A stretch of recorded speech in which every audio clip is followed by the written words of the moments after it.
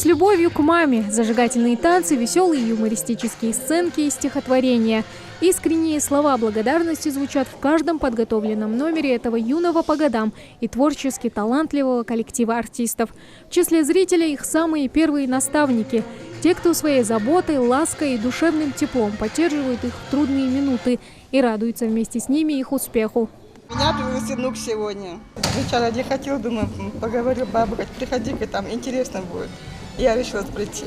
Ведущая Хава акцентирует внимание собравшихся на следующий номер. Танец «Медуза» в исполнении юных артистов приковывает к себе все внимание зрителей. Танец «Медуза» мы танцевали. И долго готовилась? Да. Скажи, а кто тебя подготавливал? Мадина Мустафаевна. Когда у меня не получалось, я усердно старалась выучить все слова, и чтобы зрителям было весело. Мне очень нравится быть ведущей. Школьные стены сегодня в качестве галереи, украшены рисунками и стенгазетами с поздравлениями с минувшим Днем Матери. Разноцветные ватманы, в которых ученики помимо гуаши вложили свою любовь к тем, кто в первый раз, держа за ручку, привел их в эту школу. А награды за лучшие работы не заставили долго ждать ребят.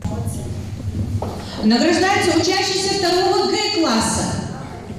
Концертная программа только успела завершиться, как приятным бонусом для родителей стало еще одно мероприятие по профилактике детского дорожно-транспортного травматизма. В рамках месячника безопасности ученики в театральных постановках наглядно показали, что, соблюдая ПДД, аварии на дорогах можно избежать. Чтобы детки знали, как переходить правильно дорогу, чтобы они знали, для чего нужен светофор, чтобы они, выйдя со школы, целыми и невредимыми дошли до дома. Такой урок ПДД просто обязателен в учебной программе, ведь именно школьники зачастую становятся участниками ДТП с участием детей. Тамара Хшагульгова, Адам Мережков, Новости 24.